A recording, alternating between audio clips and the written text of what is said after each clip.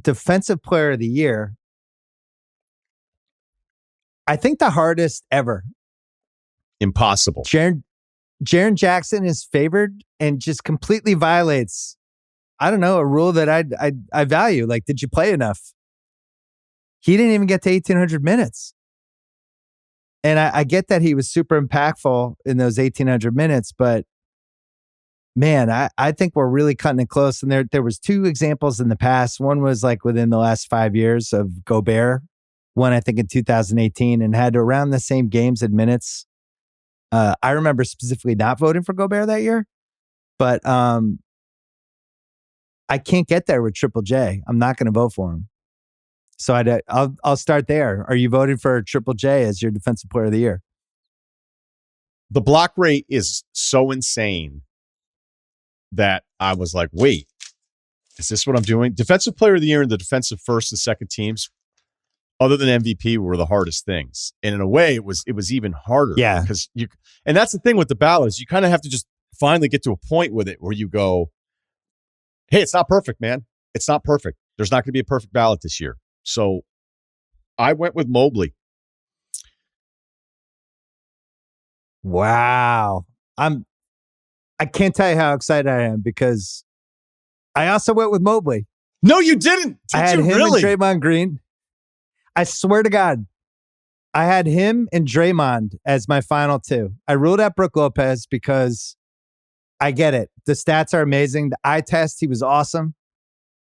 But he's the third best defensive player in his team. I can't get past that. He is not a better defensive player than Jrue Holiday and Giannis. And part of what made him so great, and I'm admitting that he was great for what he was supposed to do, he got to play with Jrue Holiday and Giannis. And that allows you to just worry about certain things and be really good at them. I couldn't get there with him. And the Triple J thing, just for people listening, 63 games, 28.4 minutes a game. Did not get to 1,800 minutes. Mobley played 930 more minutes than him. Eye test? Well, you make the case, and I'll see if you missed anything. I'll chime in. All right, so I kind of went into every award with like my eye test position, and then I would check the numbers, and I would either have the numbers go like, wait a minute, you might be doing this wrong, or the eye test would fight back and be like, what's the fucking point of sitting on your couch the last 6 months if you're just going to start sorting all this stuff out? There were moments with Mobley where I felt like he could do anything he wanted to defensively. The only time that it looked bad was against Embiid because physically it just wasn't going to happen. You could also, if you're a Bucks fan, counter with like, well, wait a minute, he's also got Jared Allen back there. But what I love about Mobley, and this is kind of back to your Garnett thing, is that it looks like when he switches onto smaller players, he's not giving anything up. And as great as Lopez's stats were, there's a rim differential where Giannis, like the field goal percentage went down by like 17 percentage points. I don't know if I have that exactly right, but I just know where he was. It was beyond everybody else. So I'm like, So you have Giannis as the low man helper on anything that Brook is doing while he's also in drop coverage, while Jrue is also ruining pick and rolls if he wants to, or shutting down a guy off the ball if it's a wing. And so it may seem unfair to Brook when you look at the full contest numbers, like the full contested shot numbers for Brook Lopez are fucking crazy.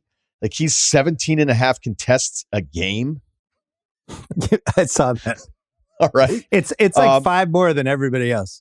But it's 16 as 2-pointers. So if you're going to argue, hey, Brook is this and Brook is all these different things, I'm not actually going to tell you they're wrong. I think it kind of circled back to like the moments where I felt like Mobley blocked the big guy that was driving at him. Mobley switched onto a smaller guard and shut him off. Mobley came over to help at the rim, leaving his guy with these amazing instincts and blocking the basketball.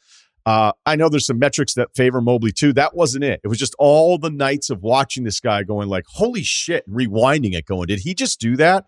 And yeah, I feel like with the defensive stuff, I kind of went back to eye test a little bit more because a lot of the defensive numbers, although like a good foundation for it, I wouldn't want that making my decision because I know they can be a little fucked up too. Cleveland had the best defense in the league. That matters. The counter argument for Jaren Jackson is when he came back from his injury, they became the best defense in the league, but well, he missed those games. We wrote a big feature about Mobley. Jared Allen said to the Ringer, quote, his help side defense, it's not said enough how much that helps our, well, it really is our defense. And I think that's the key point because They have Mitchell and Garland as their guards. Yep. And Allen as the rim protector. But what they really need in any switch or whatever, somebody who could just guard anybody, right? In any sort of switch pick and roll. And that was the thing that over and over again, like there's some good stats with Mobley. He was first in contested 3-pointers per game, 3.6. He was third in most contested shots, 11.5, trailed just Lopez and Nick Claxton. He was first in defensive win shares. He was fifth in switching when defending screens and pick and rolls. He was ninth in guarding isolations. He was top 20 field goal percentage at the rim. He played big minutes. He played 35 minutes a game. He played 2,715 minutes for the season. He was in the lineup all year. And I just thought he was the most important defensive player. If Jaren Jackson had played 10 more games, fine. The way to pick apart the Mobley case is the per possession on-off. There's some on-off stuff, and you could get, you can nick him for. But he kind of had to play backup center for them, which I don't think he's big enough to do. And if you look at the lineups where he got to play with Allen, the stats are really good. And yeah, they dropped when he had to be the center on these smaller lineups, but they probably should have kind of held the fort. I don't know. I thought he was the most important guy that I saw this year, and that was the top 5 team. My other guy was Draymond. And I looked at it because Draymond's the other eye test one, especially when you look at who's on that Golden State team. The fact that they finished 5-6 games over 500, and he's really the only elite, defensive guy they had other than Wiggins, who only played 37 games. So that was the other one I was thinking, and I really battled back and forth, but I just feel like the Warriors, they just weren't good enough defensively to be like, oh, they had the defensive player of the year. And I just couldn't get there. He's won before. So Mobley, I don't feel great about it, but I think it's the right pick. And it seems like you do too. Yeah, wouldn't scream about it. No, I could be wrong. But I went with Jackson second, not just because of the block rate, but some of these awards where you got to go head to head with the other guy. That could be when, the minutes can be a tiebreaker. But, I don't know who could ever do this where you're like, hey, this is consistently my standard every single time.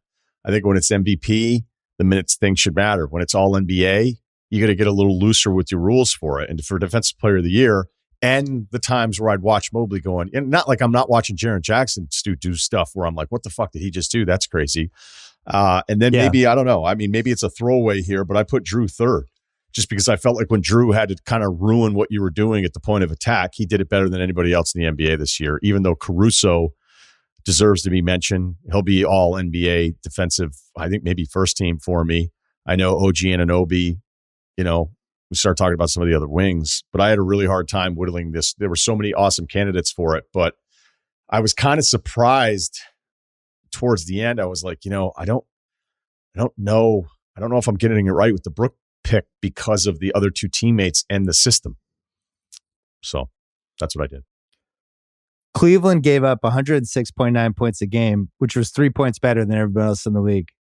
Golden State gave up 117.3 points a game, which was 22nd out of 30. And that was ultimately why I went with Mobley. I had Drew third as well, but I didn't have I had Draymond second.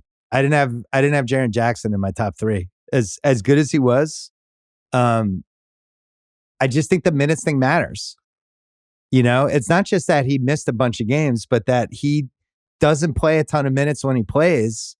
And I think that when you're only going to play 28 minutes, I think you can play a little bit differently.